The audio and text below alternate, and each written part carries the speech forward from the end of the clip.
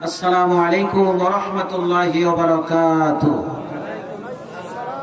আমরা तमाम সৃষ্টি জগতের একচ্ছত্র অধিপতি, আমাদের মুনিব, আমাদের মালিক মহান আল্লাহ পাকের দরবারে লাখ কোটি শুকরিয়া আদায় করছি যে মহান আল্লাহ সুবহানাহু ওয়া তাআলা এই ফিতনা ফাসাদের যুগে, মারামারি, কাটাকাটি, রক্তারক্তি, খুন খারাপি, জিনা, ধর্ষণ, লাঞ্ছনা, যুদ্ধ বিগ্রহের যুগে, যেই যুগে বিশ্বের মানচিত্র থেকে মুসলিম রাষ্ট্রগুলিকে চিরতরে মুছে ফেলে দেওয়ার জন্য এবং গোটা বিশ্বের মুসলমানদের নাম নিশানা সম্পূর্ণভাবে নিশ্চিহ্ন করে দেওয়ার জন্য আন্তর্জাতিকভাবে ষড়যন্ত্র চলছে, এখনো মুহূর্তে আল্লাহ রাব্বুল আলামিন আমাদেরকে তাফসীরুল কুরআন মাহফিলে উপস্থিত হওয়ার তৌফিক দান করেছেন, কোরআন কারীম থেকে আলোচনা করার এবং শোনার সুযোগ করে দিয়েছেন।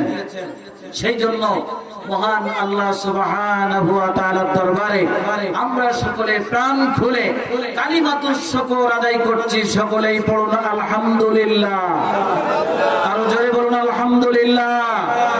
দুরূদ ও সালাম বর্ষিত হোক মানবতার মুক্তির দিশারি, মানবতার মুক্তির কান্ডারি, আশরাফুল আম্বিয়া, সাইয়্যিদুল মুরসালিন, রাহমাতুল লিল আলামিন, খাতামুন নবিয়্যিন, শাফিউল মুজনাবিন, উম্মতের কান্ডারি নবী জনাবে মুহাম্মদুর রাসূলুল্লাহ সাল্লাল্লাহু আলাইহি ওয়াসাল্লামের উপর।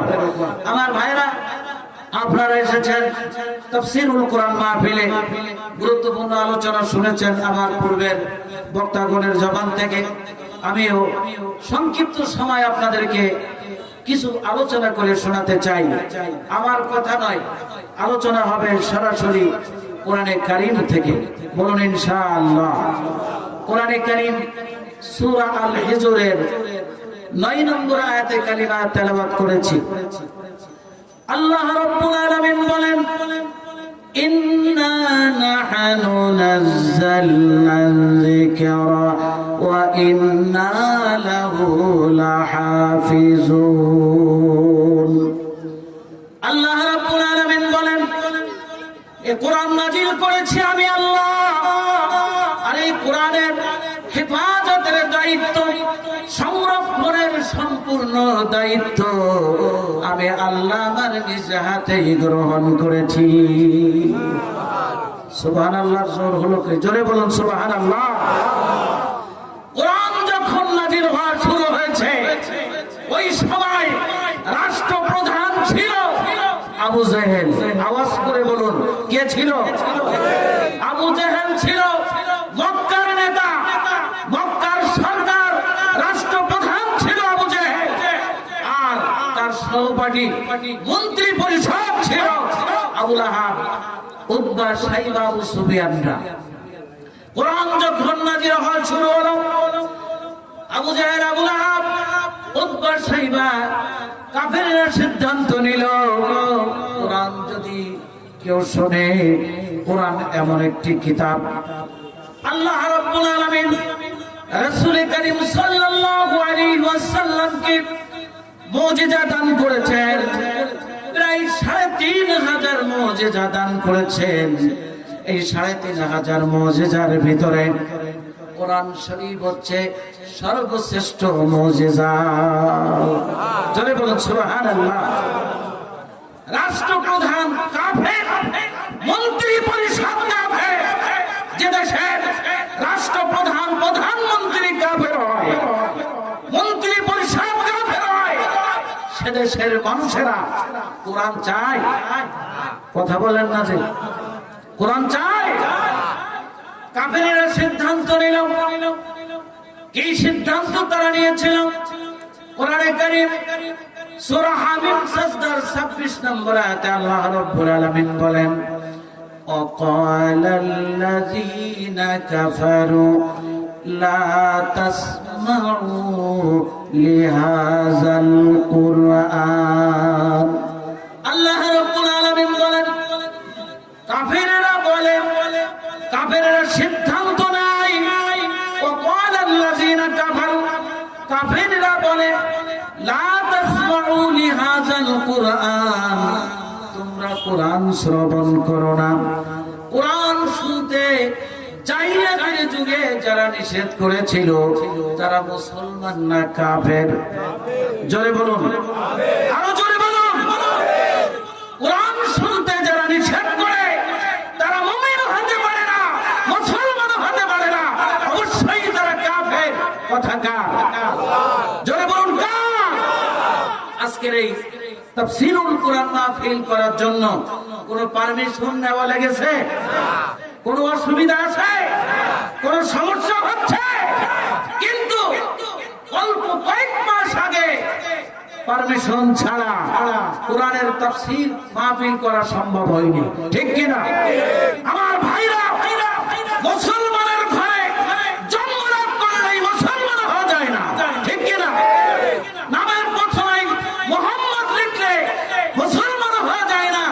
মুসলমান সেই ব্যক্তি যে আল্লাহর সামনে সারেন্ডার করেছে, পরিপূর্ণভাবে আত্মসমর্পণ করেছে, আল্লাহর নাজিলকৃত কোরআন যারা মেনে নিয়েছে তারাই হচ্ছে মুসলমান, ঠিক কিনা?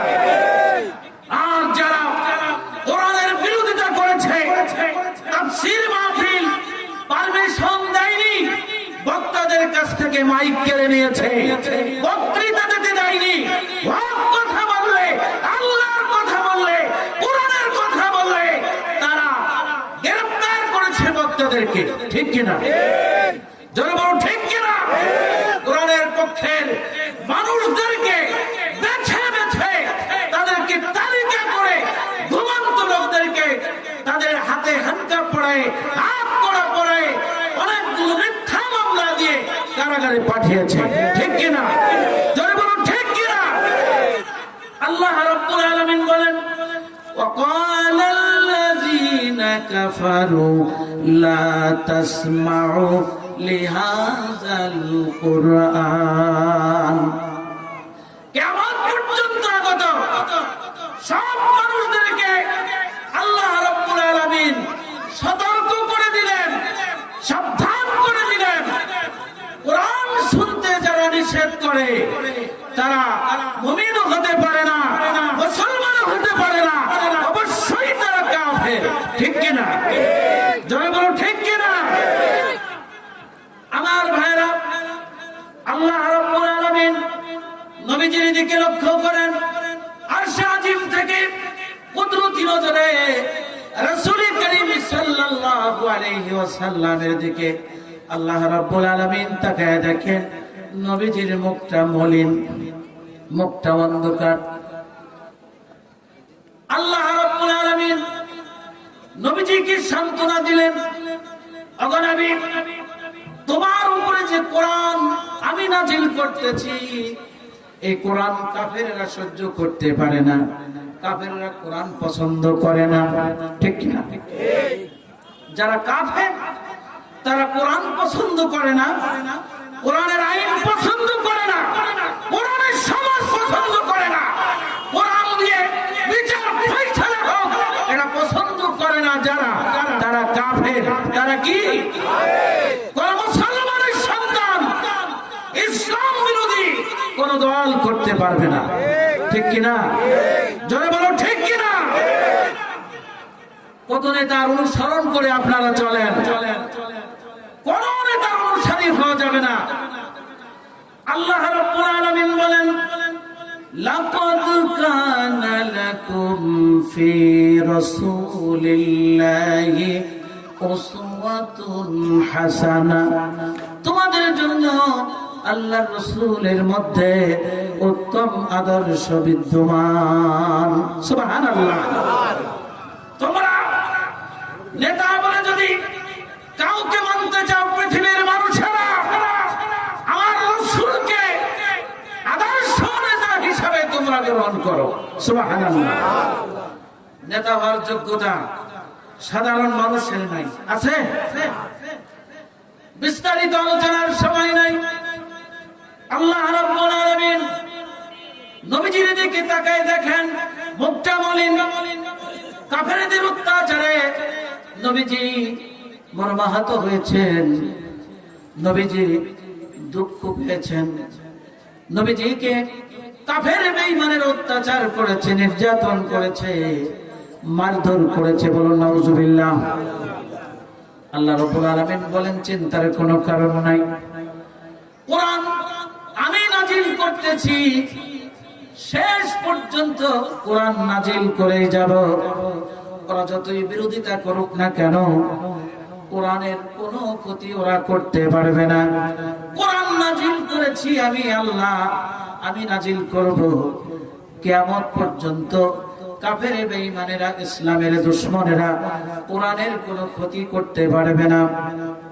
প্রথমেই তেলাওয়াত করেছি ইন্না নাহনু নাযালনা যিকরা ওয়া ইন্না লাহু লাহাফিজুন।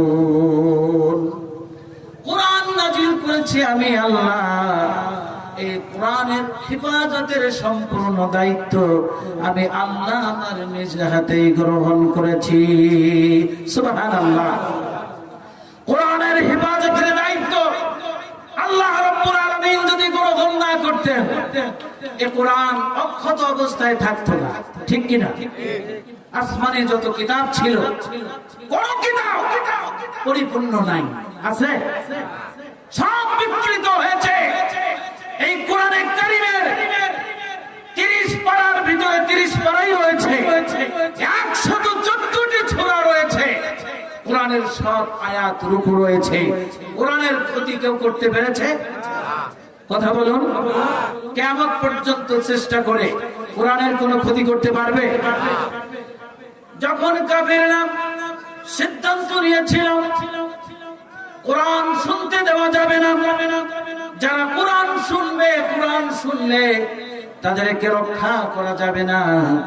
কোরআন এমন একটি কিতাব, এই কোরআন যারা শোনে, শোনার সঙ্গে সঙ্গে কালিমা পড়ে ইসলাম কবুল করে মুসলমান হয়ে যায়। সুবহানাল্লাহ। হজের মৌসুমে আবু জাহেলের চোখে ঘুম থাকতো না। বিভিন্ন দেশ থেকে লোকেরা আসে হজ করতে, কাবা শরীফ তওয়াফ করে। আর আব্দুল্লাহর বেটা মুহাম্মদ সাল্লাল্লাহু আলাইহি ওয়াসাল্লাম কাবা ঘরের ভিতরে তিনি বসে কোরআনে কারীম তেলাওয়াত করেন। তার সুমধুর কণ্ঠের কোরআন তেলাওয়াত যদি কেউ শোনে, মুসলমান না হয়ে ফিরে যাবে না।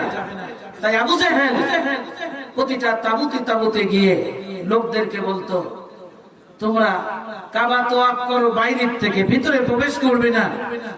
কাবার ভিতরে এক ব্যক্তি রয়েছে, তার নাম মুহাম্মদ, সে মাজনুন, সে পাগল। আমাদের নবী কি পাগল ছিলেন? জোরে বলেন, পাগল ছিলেন? আবু জাহেল বলল, কাফেরেরা বলল, সাহিরুন কাযাব, সে জাদুকর এবং মিথ্যাবাদী। জোরে বলেন নাউজুবিল্লাহ। আমাদের নবী কি জাদুকর ছিলেন? আওয়াজ করে বলেন কাযাব।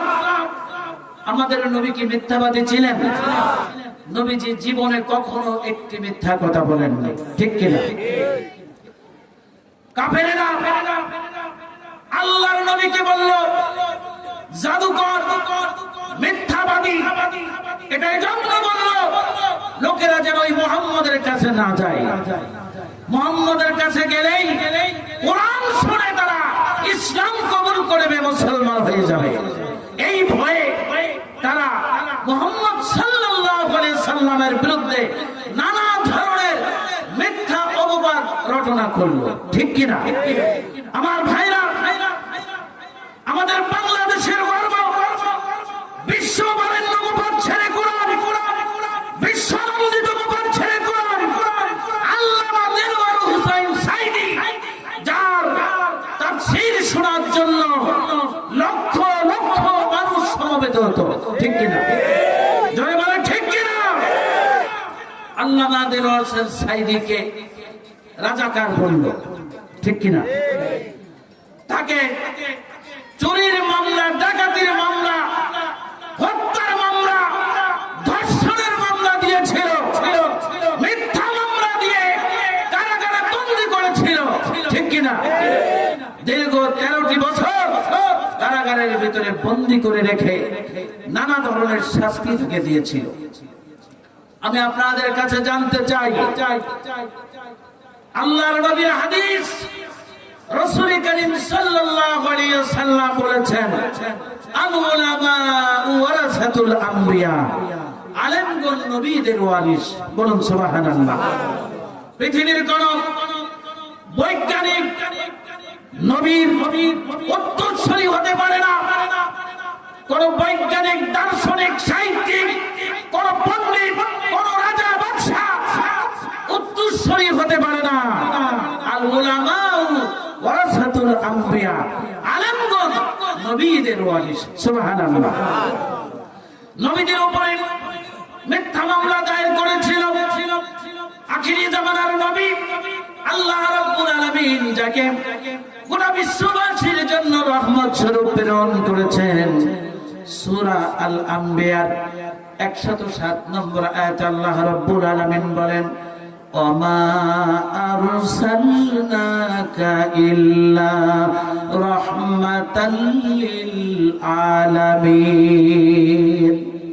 হে নবী, আমি আপনাকে গোটা বিশ্ববাসীর জন্য রহমত স্বরূপ প্রেরণ করেছি। জোরে বলুন সুবহানাল্লাহ। রহমাতাল লিল আলামিন, রহমতের নবীকে তারা জাদুকর বলেছেন, মিথ্যাবাদী বলেছে।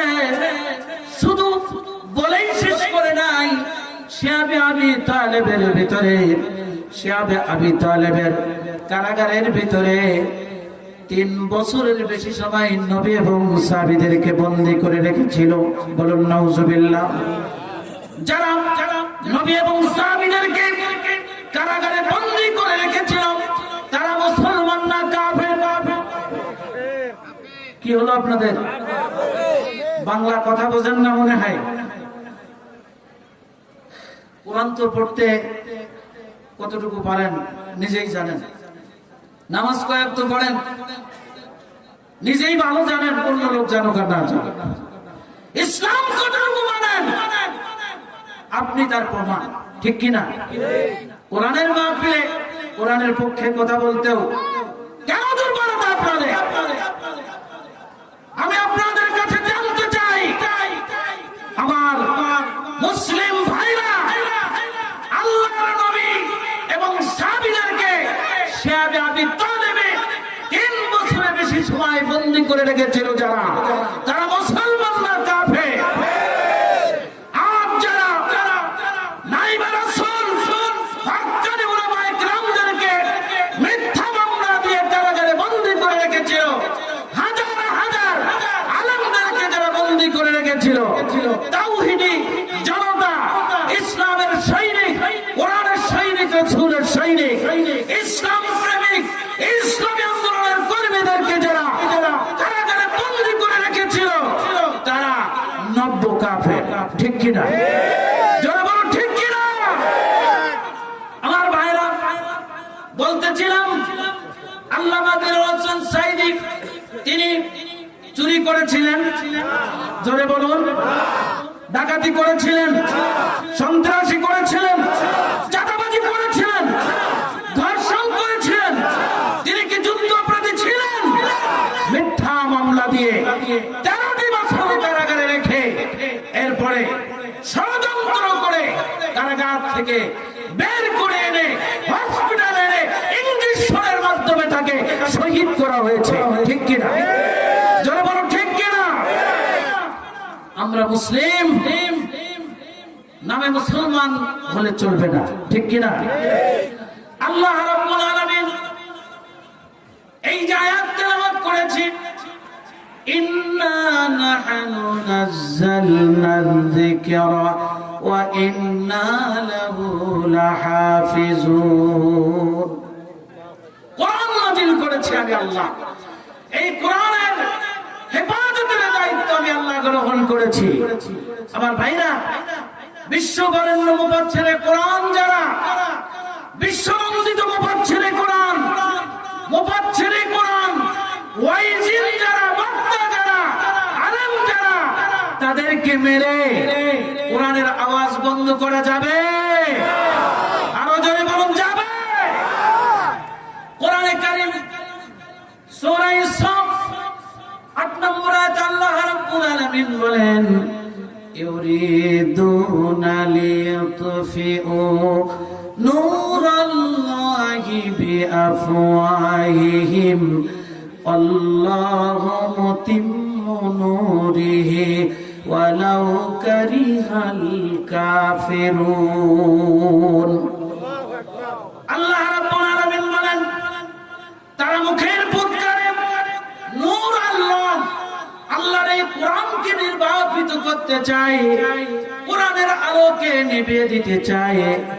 আল্লাহ রাব্বুল আলামিন বলেন, তিনি তার আলোকে পূর্ণরূপে বিকশিত করবেন গোটা বিশ্বব্যাপী। ওয়ালাউ কারিহাল কাফিরুন, কাফেররা যতই অপছন্দ করুক না কেন।